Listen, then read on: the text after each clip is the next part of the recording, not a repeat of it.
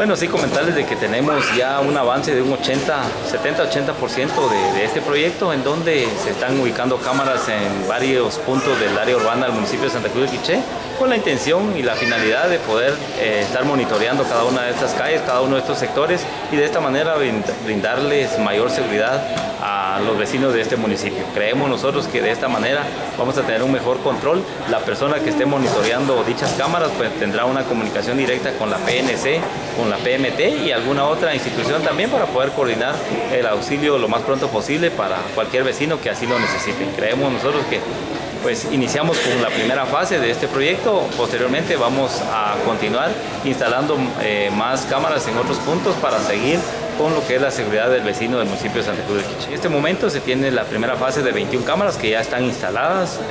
Como le digo, es la primera fase. Estamos trabajando ya en una segunda fase que en su momento los vamos a dar a conocer. ¿Aproximadamente cuándo ya empezarán pues, a funcionar automáticamente? Bueno, estamos diciendo que a partir de la otra semana, ya en este momento las primeras cámaras están siendo monitoreadas, no hay todavía una persona asignada.